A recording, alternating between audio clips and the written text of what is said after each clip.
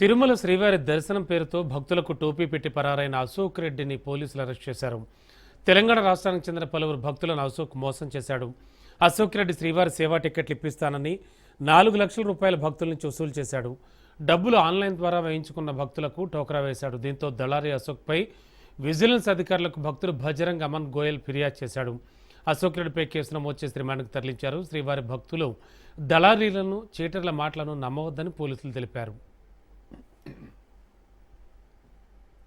Ashok alias Ashok Reddy అనే అతన్ని మా తిరుమల 2 టౌన్ ఇన్స్పెక్టర్ రాముడు వాళ్ళ స్టాఫ్ మరియు 1 టౌన్ అంతా కలిసి ఇతన్ని అరెస్ట్ చేయడం జరిగింది. దీనికి కారణం ఏంటంటే ఇతను ఈ రాజకీయ నాయకుల పేర్లు చెప్పేసి తర్వాత టీటీడీలో నాకు తెలిసిన వాళ్ళు ఉన్నారని చెప్పేసి వాళ్ళు నాకు బాగా పరిచయాలు ఉన్నాయని చెప్పేసి అందరితో మాట్లాడేసి మీకు దర్శనం చేయిస్తాను, మంచి అకామిడేషన్ ఇప్పిస్తాను, కళ్యాణోత్సవాలు కానీ బ్రేక్ టికెట్లు కానీ అభిషేకాలు కానీ చేయిస్తానని చెప్పేసి వాళ్ళతో మాట్లాడేసి వాళ్ళ అకౌంట్ నుంచి ఇతని అకౌంట్కి డబ్బులు ఫోన్పే ద్వారా గూగుల్ పే ద్వారా వేయించుకునేసి వాళ్ళు తిరుమలకు రమ్మని చెప్తాడు. వచ్చిన తర్వాత ఇక్కడ ఫోన్ స్విచ్ ఆఫ్ చేసి వాళ్ళు దొరకకుండా వెళ్ళిపోతాడు. ఈ విధంగా ఇతను చీట్ చేయడం జరుగుతూ ఉంది.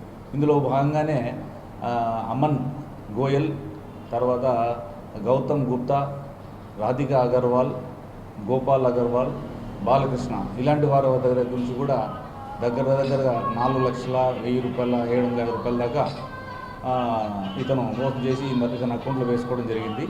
వాళ్లకు ఈ బ్రేక్ దర్శనాలు, కళ్యాణోత్సవాలు, అభిషేకాలు ఇస్తానని చెప్పేసి ఇక్కడ పిలిపించడం జరిగింది.